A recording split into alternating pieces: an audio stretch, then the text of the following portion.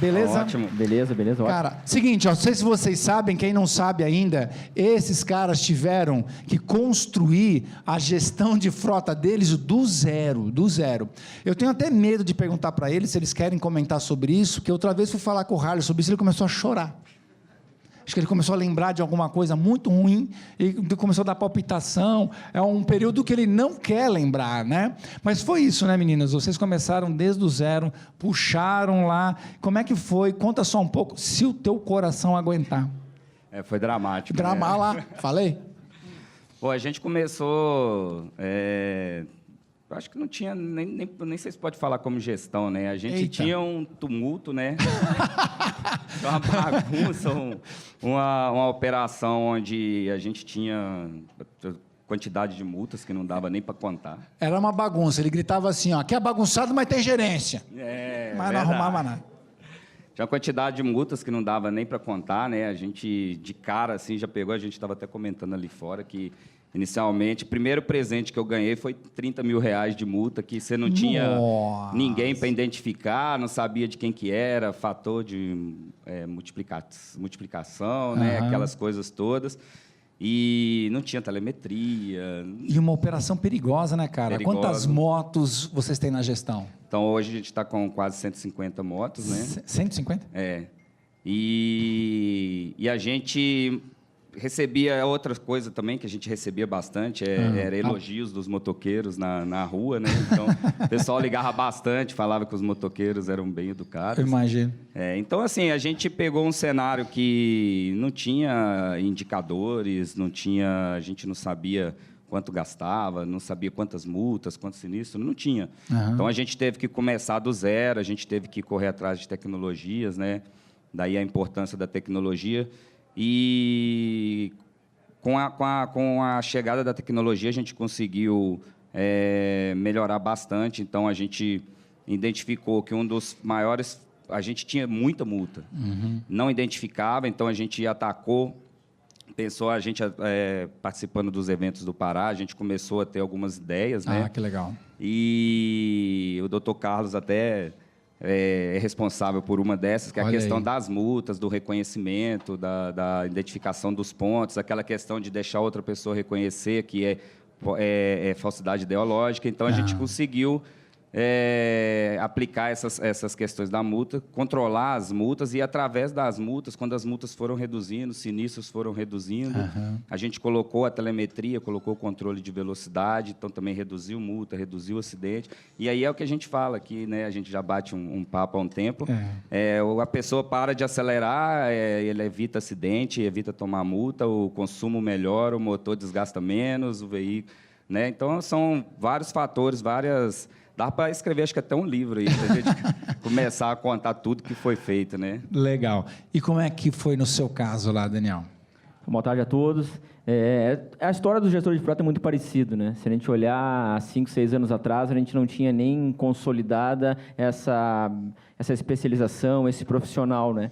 Então, geralmente a frota ela é tratada ou era tratada como um problema nas empresas, ela é um acúmulo de uma função, tem várias atividades e também tem o problema da frota.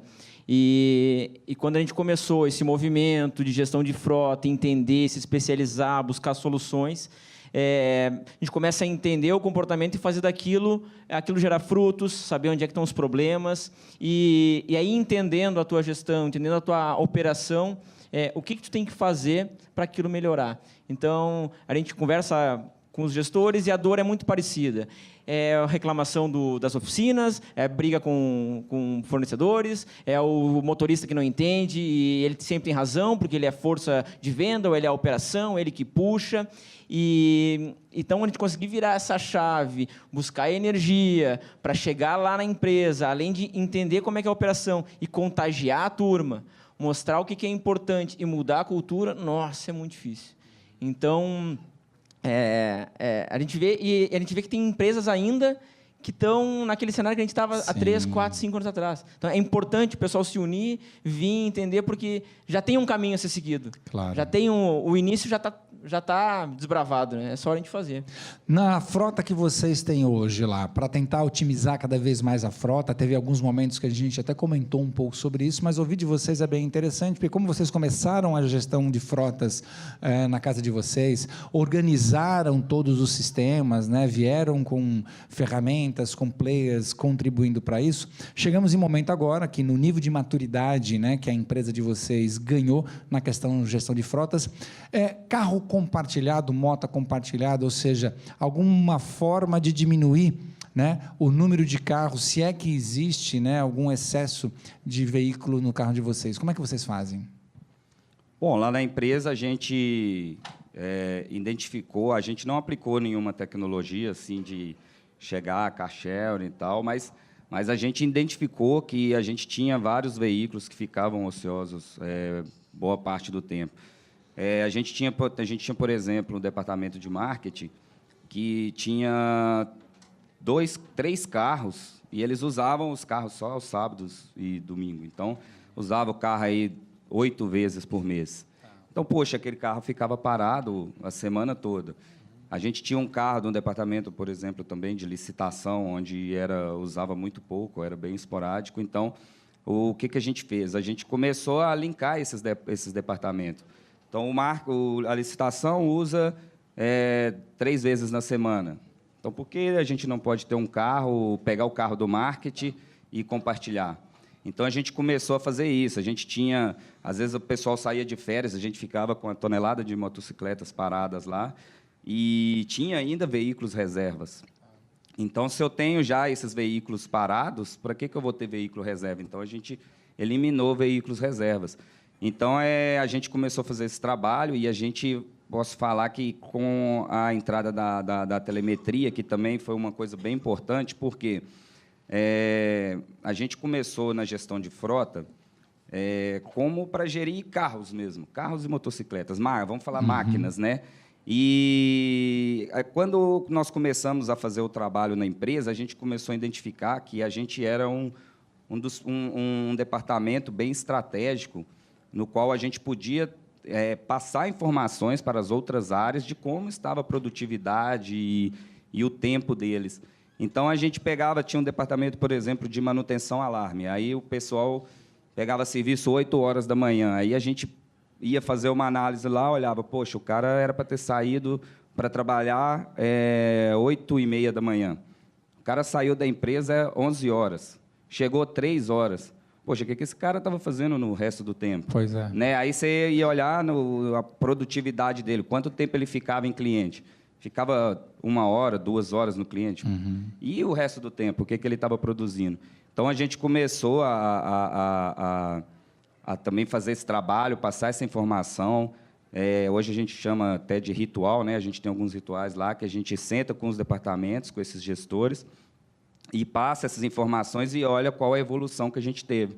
Então, além dessa questão de compartilhar o carro entre os departamentos, essa questão das férias e essa questão da melhor produtividade dos colaboradores, eu posso te falar aí que a gente deve ter reduzido aí uns 80 ou 100 veículos na empresa. Verdade. E, com isso, condutores também, né? Profissionais que ficavam ociosos e que não traziam produtividade. Então, eu acho que essa questão do compartilhar e de estar de olho na informação também é muito importante para... Que era algo impossível de se enxergar na fase primária, né? E na medida em que vocês foram colocando telemetria, por exemplo, ficou muito mais fácil, através dessas ferramentas, descobrir onde estava a sua ociosidade. Isso aconteceu lá também, né, Daniel? Muito provavelmente. Também, o caminho é muito parecido, a gente começa a trazer as informações, analisar isso, entender a operação, e aí tu vê a ociosidade de frota, tu vê a ociosidade de equipe, tu vê a ociosidade de pessoas, e tu começa a otimizar tudo. Não só o emprego do teu recurso material, como o emprego também do teu recurso humano. Não são todas as operações que aceitam um compartilhamento. Depende muito da especificidade de cada um. Mas existem pontos, existem setores que, sim, podem se organizar para compartilhar um carro. né? Então, a tecnologia, a telemetria, os players, eles vêm para nos ajudar a gente levantar esses dados, e aí é papel do gestor de frota entender como é que é a operação da sua empresa, da sua unidade, para ver o que cabe ali e o que não cabe. Então, essa parceria é muito importante, né? Porque a gente conhece a operação, e os players conhecem o que tem de tecnologia, o que tem de novo e como é que podem nos ajudar. O Daniel falou um negócio interessante, né, pessoal? Se vocês perceberam, ele tinha dito o seguinte, cara, assim, a gente está vendo em que estágio nós estamos, né? E o que nós estávamos, o que a gente trilhou, aonde nós estamos, pensando no futuro bem breve, porque nós ouvimos coisas aqui que falam de coisas muito lá na frente, enfim, e que ainda existem empresas que estão engatinhando lá atrás. Eu queria tentar pensar um pouco, olhando para essas empresas que ainda estão gatinhando lá atrás. Se ela viesse aqui hoje, no Instituto Parare, e escutasse toda essa conversa, todo esse conteúdo, falando de 10, 15 anos lá na frente, eles não conseguiriam fazer uma leitura, ou seja, estaria escrito em grego. É ou não? É verdade. E é importante o formato desse evento, porque a gente tem vários assuntos em paralelo e cada um para um nível de gestão. Então, a gente tem coisas do futuro, que a gente está vendo como é que está nos Estados Unidos, na Europa, o que o mundo está fazendo em tecnologia. A gente está falando de drones, a gente está falando de transporte... né? Hyperloop, mas a gente está falando também de política de frotas, que é um dos primeiros passos para a gente conseguir estruturar quem está engatinhando, quem está entrando nisso. Aquele cara que recebeu a missão agora e não está vendo assim, puta, eu tenho um problema que eu tenho que me livrar em seguida. Ele diz, cara, deixa eu entrar então, entender esse negócio e fazer diferente. Então, a gente tem todos esses níveis. Claro que a gente não pode, quem nunca se aproximou da gestão de frota, chegar falando em Hyperloop, sonhando um carro autônomo, eu vou compartilhar, vou fazer um sistema para compartilhar os carros da minha empresa. Cara, começa lá, faz a tua política de frota, entende, levanta os dados, vê quantos carros tu tem, o que está ocioso, depois nós vamos lá. Sabe? E é curioso, a gente que vem acompanhando esse trabalho de vocês, está junto com vocês. Tive pessoas esse ano que chegaram a mim, cara, eu não conheci isso aqui, legal, né? Eu digo, porra, cara, dá uma pesquisada que é legal, é muito legal, velho. E como ele muda a vida do gestor dentro da companhia. A gente gosta de falar muito sobre isso, né? Como você sai de um papel coadjuvante, onde era um cara que tinha a gestão de frotas pendurada num guarda-chuva de 1000 outras coisas que você fazia, para se tornar esse cara estratégico, né? E a oportunidade, né? Vamos lembrar que eventos como esse dão a pessoas como vocês, né, de outras empresas, outros colegas, enfim, baseado naquilo que vocês fizeram, tomarem isso como referência. Vem cá, quando a gente está aqui falando, e agora há pouco você viu que eu até fico meio azedo quando a gente fala de carro autônomo e futuro, porque eu tenho um trauma, eu já contei isso, eu tenho um trauma. Eu tenho 50 anos de idade, eu era um cara que quando eu assistia a televisão de manhã, eu tinha lá Pica-Pau e os Cambau, mas vinha Flintstone e depois vinha os Jacksons, e alguém pôs na minha cabeça que no ano 2000 a porra do carro ia voar. E não voou. Eu tenho um troço até hoje. Então, quando alguém fala para mim, carro vai voar, eu já dá um siririco, maluco. Eu já fico meio... O quanto disso é loucura, brother? O quanto é disso na tua cabeça? Não, fala no seu coração. Na boa, velho. Estão tentando vender o tio Patinhas, não sei para quem. Ou não, um dia nós vamos chegar lá, o carro vai voar e os cambau. Ô César, eu tenho um pouco do pensamento que você falou aqui agora há pouco tempo, da questão dos veículos autônomos. Eu fico pensando na paixão que o brasileiro tem em dirigir, né, e de andar com carro, mas assim, eu penso muito, quando fala em carro autônomo, eu penso muito na questão da segurança.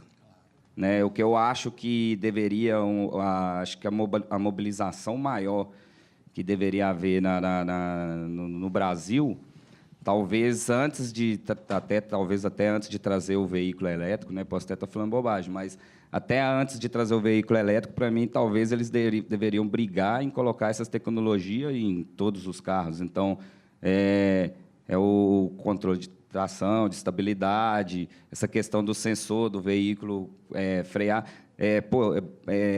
No Brasil tem, mas talvez seja mais acessível a pessoas de classe mais alta que podem ter veículos mais modernos, né?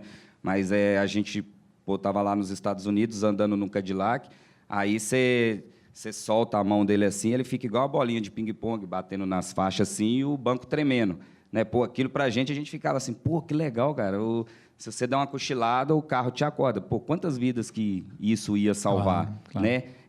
Pô, uma coisa mega simples que eu vi lá, que é a questão do retrovisor, né? Com a questão do ponto cego. Quantos motoqueiros deixariam de sofrer um acidente? Porque os retrovisores, quando tem um veículo vindo, ele acende, e tem uns carros que até apitam, né? Não, eu quero complementar o que você está falando, né? Ontem eu falei, os que não estavam aqui presentes, nessa experiência que eu tive em Hanover, um ônibus, ele, através desses sistemas, já percebe um motociclista ou um ciclista na sua lateral, num ponto cego onde o motorista não vê. E eu estava dentro do ônibus, eu fiz essa experiência. A direção elétrica é você ameaçar virar o volante para a direita, onde a moto ou o ciclista está, e você não está enxergando, mas o sistema está enxergando, ele freia imediatamente. Ele para, ou seja, você não viu, mas o sistema enxergou aquela pessoa ali, identificou aquele volume ali, e o carro, você não consegue virar o volante, né? Então, o carro autônomo por esse lado, que é o que você está dizendo, é bem-vindo, não é isso? Eu vejo mais pela questão da segurança. Poxa, carreta, quantos acidentes acontecem com o chamado engavetamento, né? E assim, o que custaria isso para as montadoras já sair um veículo já com esse sensor do retrovisor e quantas vidas ia salvar? Então, eu vejo o carro autônomo mais por essa questão de segurança, em salvar vidas mesmo. A questão do carro elétrico, talvez pela questão do meio ambiente, né? Mas aí vem as polêmicas de questão de produção, que foi até falado aqui, produção da bateria. Nos Estados Unidos, a matriz é carvão, então talvez tenha mais emissão. No Brasil, teria que ter mais hidrelétricas. Mas isso é um fato. Não adianta você ter um carro elétrico e você ligar uma termoelétrica. Verdade. Quer dizer, você está produzindo mais carbono do que se o carro estivesse funcionando. Eu acho que essa questão da tecnologia entre autônomos e elétricos, eu acho que o mais importante seria talvez virar essa chave. Não, claro que o elétrico é um movimento que vai vir e tal, mas eu acho que o maior foco não seria o elétrico, seria o autônomo na questão da segurança. Acho que tem muita coisa que poderia vir para salvar a vida mesmo. E você, Daniel? Respondendo a primeira pergunta, cara, eu acho que os carros vão voar, sim. Vão voar, cara. Cara, a gente tem a Embraer trabalhando já com a Uber. Então, mas quando voa, mas não é mais carro, quando voa é helicóptero. Tudo bem, a gente vai ter meio de transporte. O Hyperloop voa, cara. O que é o conceito de voar? Entendeu? É só não ter contato com o solo? Sim. Ou é diferença de pressão, entendeu? É teoria de voo, né? Então, o Hyperloop está voando já. Tudo bem, é dentro de um túnel ainda. Mas vai acontecer, cara. A gente já tem projeto que está rolando. Agora, quando que isso vai ser viável? Quando isso vai ser acessível? Quando que isso vai pagar a conta? Quando vai se justificar? Cara, daí o furo é mais embaixo. Mas vai voar, cara. Eu tô louco para fazer um teste, para voar no troço aí. Eu era assim com 15 anos. Eu era assim. Ele está assistindo muito desenho. Eu era assim antes dos anos 2000. Eu era igualzinho. Tô me vendo aqui, rapaz. Tô me vendo aqui. Eu vejo os Jacksons ainda, cara.